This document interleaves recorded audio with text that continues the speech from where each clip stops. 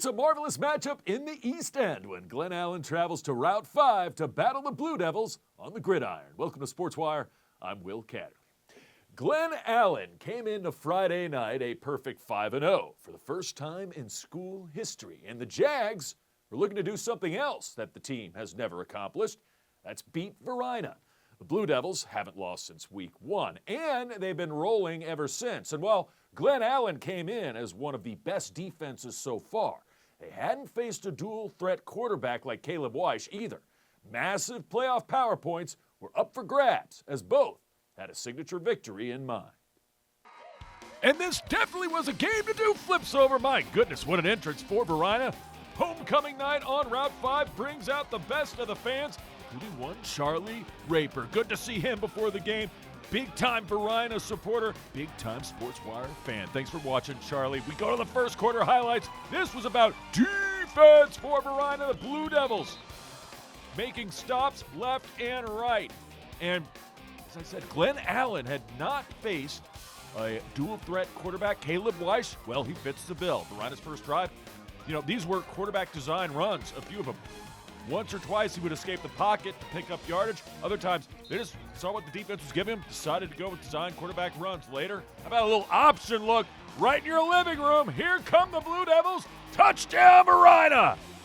Devin, Harry, and the Hendersons with the touchdown run. And just like that, Varina with a 6-0 lead. We missed the PAT. Nana Utsi and Glen Allen, known for their running game and known for their play action ability to get receivers deep and open. Not happening against the secondary, not happening against this defensive front. Number 25, big-time sack, Derek White. And then later, second quarter, how about special teams? Varina with the block. Jaden Walker, Texas Ranger, with the recovery. Scoop it, score it, touchdown. Sean Banks with the block. And you had not heard the last of Varina's special teams. That would make it a 12-0 lead in the second. More from the defense. My goodness, he came through unblocked, unfazed. Utsi was phased. Hood, Braylon Hood with the sack, and that would set up Varina with great field position after the punt. And Caleb Weish just going to do his thing, running for the first down. He had a very comfortable night in and out of the pocket. Weish buying time, firing, finding his man in the end zone, got both feet in. That's a touchdown in the NFL. Touchdown, Varina. This one through the air. And now number 6 doing the honors, Damari Carter. Varina up 18-0. Finally, something breaks Glen Allen's way.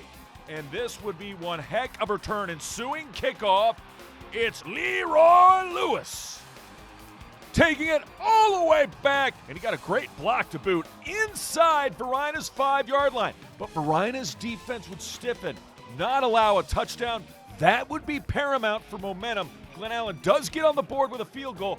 That makes it 18-3, and that would be your score at the half. Congratulations to this future Virginia State Trojan winning the homecoming queen for 2024. And at Varina, the way they do it, they announce homecoming queen at the half, homecoming king at the actual homecoming dance.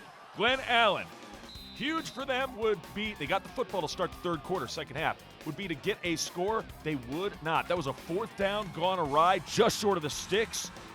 But we're not done yet. Big time pick by Ahmed Kamara with the INT, setting up Glen Allen, and Nana Utsi going to take a shot, but very next play. After Glen Allen gets a turnover, Varina does the same. Thank you very much, says, I can run for Miles Anderson. Yeah, he's short, but he might be the best corner in all of the state of Virginia, according to his head coach. He said that before, and Anderson delivers. He ran that route for the receiver, and it would lead to this. Caleb Weish, what he did with his legs was magnificent, all the way to the end zone. The Blue Devils had 284 yards of offense, 220 on the ground, most of them by Caleb Weish. He led all rushers. Meanwhile, Glen Allen just led to 195 yards of offense, and Dallas Chavis under 20 yards rushing. And they love to give the ball to Chavis. I told you there'd be more special teams. Here it is. Number 0. Not a 0 on this play. Tayshaun Cheatham takes it all the way to Pater on the kick return for a touchdown, or punt return for the touchdown. Varina up big and going to be bigger. They hand it off for the score. Statement victory for the Blue Devils. They get this one against Glen Allen. 38-3 your final. Varina now ranked number 1 in Class 4.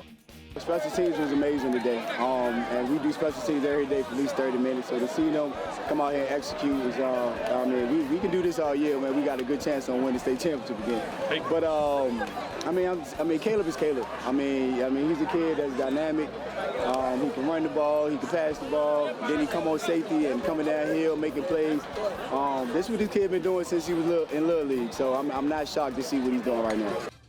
And as big of a game as that was between Varina and Glen Allen for playoff positioning, Class 5 playoff positioning at stake between Freeman and Hermitage. Last year they played twice, and Hermitage won the first game, and then Freeman knocked out Hermitage in the first round of the playoffs. So back to Hermitage High School. It's a pick early on in this one.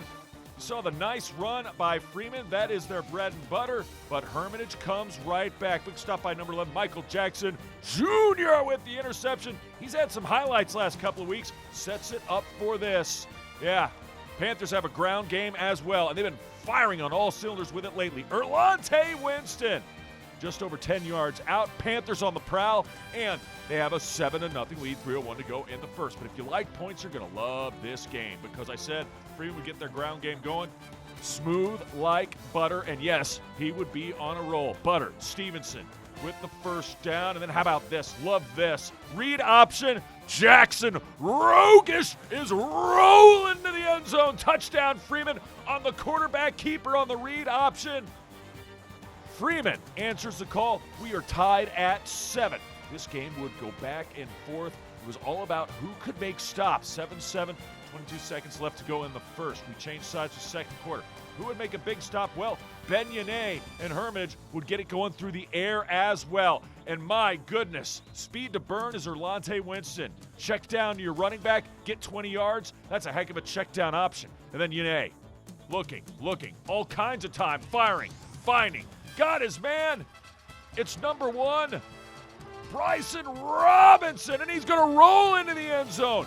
Touchdown, Panthers. And Hermitage jumps back on top, 14-7. And folks, we are just getting started with the scoring. 10:44 to go in the second quarter.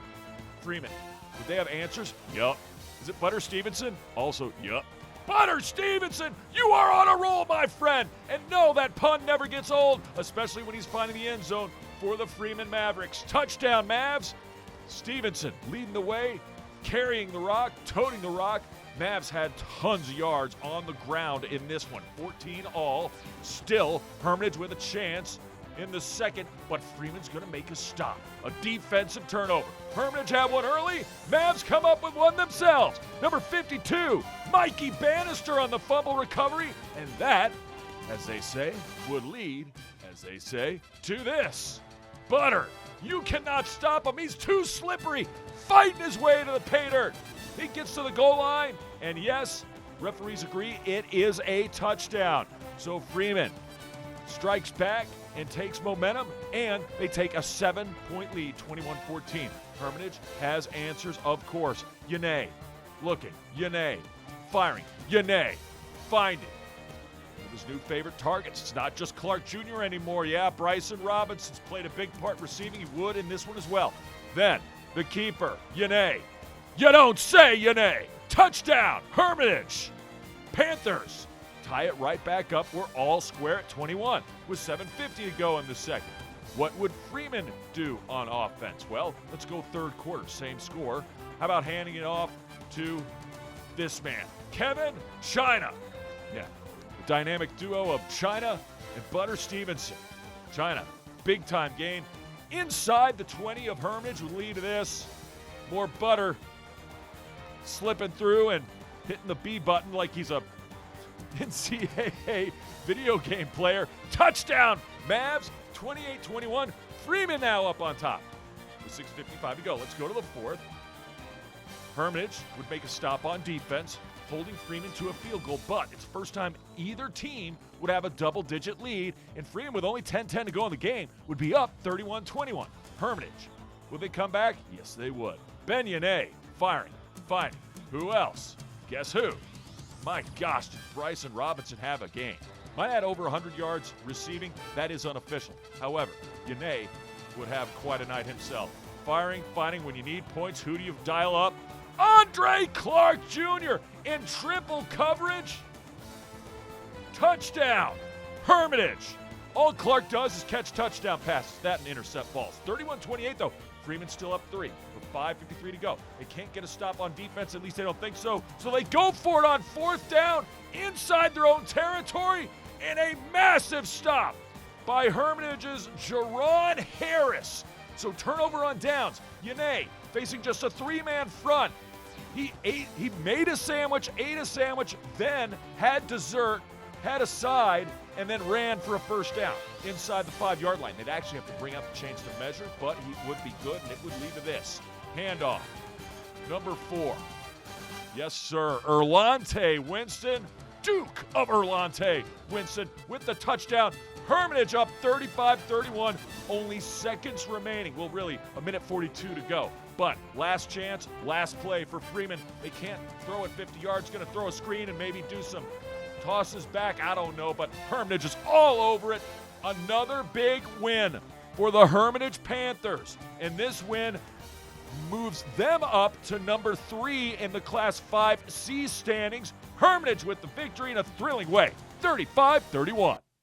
We head out to a little field hockey when we return. 2 of the best in Henrico were in action as undefeated Freeman and 1-loss Glen Allen both look to continue their winning ways when the Mavs travel to Hermitage, while the Jags host a deep run.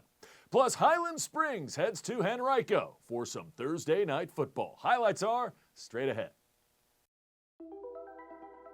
Todd's a great guy. I mean, look at him. What a sweetheart. Attaboy. Wait, Todd, what are you doing? How totally selfish and un-Todd-like of you. Come on, Todd. Come on, man. Welcome back to SportsWire. To Glen Allen High School we go. Field hockey action. Glen Allen Deep Run Class 6 matchup. With a win, Glen Allen would have 10 straight victories since opening season loss to Cosby. She shoots, she scores! Right away, first quarter, Rowan La Salada finds the back of the net. It's 1-0 Glen Allen. So far, so good. Really good on corners is this team. And they had another shot right here. Just goes wide. Off the stick, number 2, Ali Von Herbulis. You would hear more from Von Herbulis later.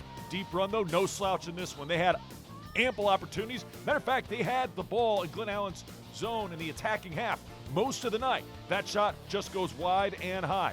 More from deep run, though. Still in the first. Looking.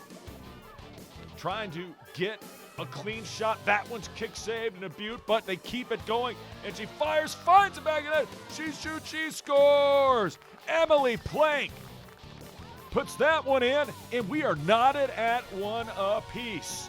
This game would go down to the final minutes. Spoiler alert, 1:25 to go in the first. We stay in the first. Glen Allen looking for more. Firing Von Herbulis. That is a scorcher. She shoots, she scores. And Ali Von Herbulis was fantastic. She was the one who got the assist on the first goal, and then she got a goal of her own, 2-1 in the second, still in the second. Deep run, looking for the equalizer. Great chance here, kicked away though by that Glen Allen D. Then, deep run with a corner of their own. Firing at the net, stopped and trickles right out in front. Wildcats would get it, but Glen Allen finally corralled that one. It would be 2-1. We go to the third, second half now. Now we switch sides. Glen Allen looking for more here. Chance to go up 3-1. The shot saved. Rebound saved. Kicked away, saved. Jags keep it, and she shoots, she scores. And who else but Ali Von Herbulis. Herbulis fires, finds the back of the net once again. Glen Allen's got this in the bag, right? Up 3-1. Not quite yet. He goes deep run, going to find some answers on the corner of their own. It trickles away. She shoots, she scores! And just like that, the Wildcats just down by one as Georgia Swar finds the back of the net for the goal. It is 3-2. It would be 3-2 in the fourth. Closing minutes, deep run with a chance to tie this, maybe force overtime. Shot, kicked away, rebound, just trickles wide, and the Jags survive and hold on. And they win their 10th straight. 3-2 is your final. One team undefeated. They're like, oh, hey, Sportswire's here. Yep, Freeman. On the road, taking on Hermitage, trying to stay unbeaten. Kind of a matinee. This is a 5:30 start on a Monday. Kick, save, and a beauty. Actually, right off the shoulder. Nicely done by the keeper for Hermitage. Freeman in the attacking half, early, often, and throughout. It wouldn't take too long for the Mavs to get on the board right here. It trickles past the keeper. She shoots. She scores. Number 11 puts the biscuit in the basket. It is Izzy Minkler. And it's 1-0 Freeman with 8:32 in the first. Still in the first. More from the Mavs.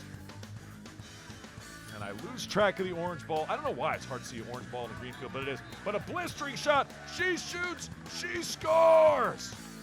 And Riley Parker, just like that, makes it 2-0 Mavericks. More from Riley Parker. This time looking for an assist. Nice pass inside. Shot. Kick save by the keeper and a beaut.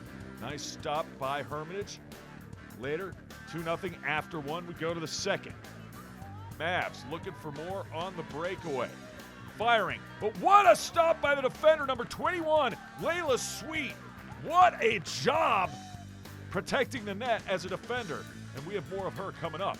This shot absolutely destroyed the back of the net. She shoots, she scores. Sarah Chilton knows how to score goals. It's 3-0 Freeman.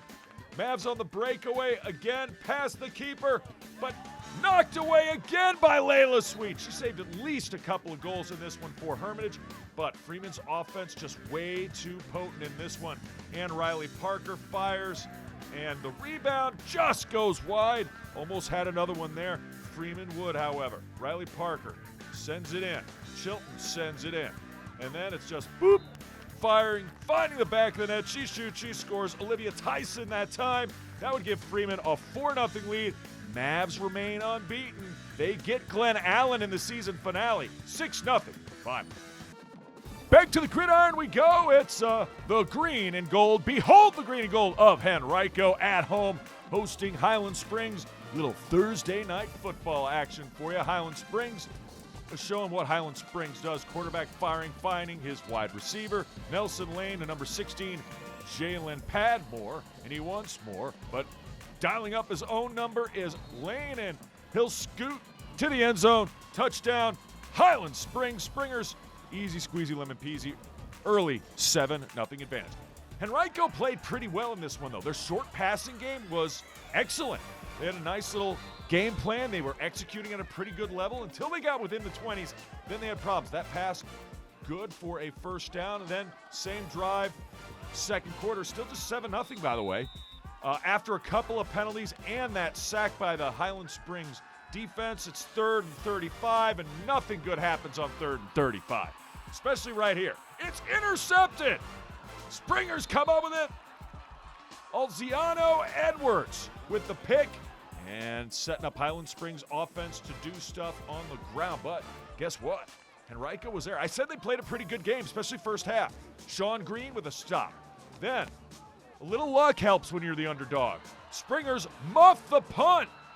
And Henrico again with the ball deep in Highland Springs territory. What would they do with it? Looking, firing, sidearm, intercepted again. And it's Altaziano Edwards again, his second pick of the night. The Springers defensive back having a heck of a game on Thursday night football. Speaking of which, Springers know how to run the rock. Got it going here. Not a ton of openings, but Deron Ferguson, good first down, setting up for play action and a roll out. And one-on-one coverage, more like 1-on-0 because wide receiver completely lost the defensive back there. Touchdown Springers, 34-yard touchdown pass, Antoine Richardson, 14-0 with 4:22 to go in the second. Now, Henrico had a nice drive right here. This play right here. Whoop! The pass to Darren Williams. I got to get out of the way. Ref's going to hit me. Other players are going to hit me. I got scared. I'll be honest with you. These are big boys. That was good, but they would be forced to go for a field goal as time expires. It is blocked. It's blocked. And Devin Simmons, Highland Springs says, "Hey, Sportswire, you showed the block punt return for a touchdown for Varina earlier. How about a blocked field goal? We got that return for 6 as the half expired." So instead of it being like 14-7 or 14-3, it's 21-0 at the half. And then second half, that Springer defense, after they got a little bit of a talking to, well, the whole team did, by Lauren Johnson, they pretty much dominated. Offense did their thing too. This ball going deep and got a man, touchdown. Lane, his second touchdown pass. This time he finds Damari Brooks. As Brooks finds pay dirt. Just like that, 5:49 to go in the third. 28-0 Springers. Henrico had their moments. That was a nice looking ball to number 24 on the receiving end. Sean Green with the catch. And then, look it. Still looking. Somebody be open. That was on 4th down. And Lavelle Winston threw the ball pretty well, but just could not make that play. With a lead to this. Springer's special teams game breakers were on. What a game for Altaziano Edwards. He's going to take the ball inside the Henrico 20-yard line on the kick return. Easy squeezy lemon peasy. Third touchdown pass. One rushing touchdown for Mr. Nelson Lane as he connects with Antoine Richardson. Springers win this one going away 35-0. It's a big-time battle in boys volleyball when we come back. Deep Run travels to feisty Freeman going for a Tuesday night victory, while the Wildcats football team goes after their 3rd win of the season when they take on Tucker. That's next.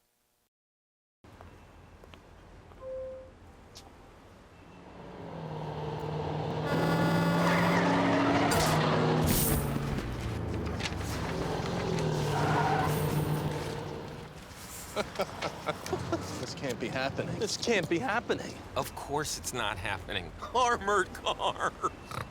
Listen, having money isn't about luck. Make your own coffee, save $1,000 a year. Feed me.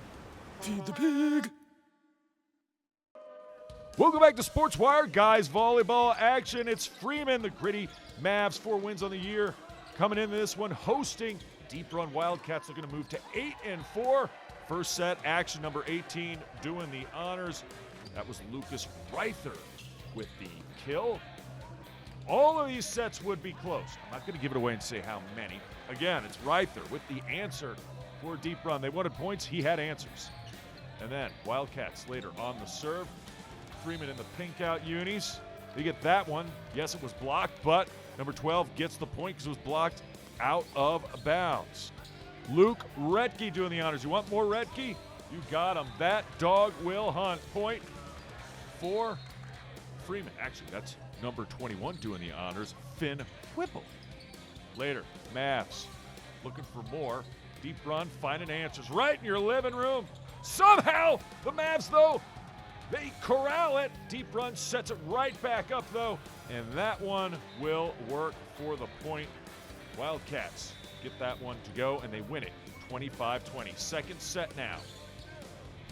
Deep Run on the serve. I said all these would be close. Mavs off to a good start in the second. Finn Whipple doing the damage once again.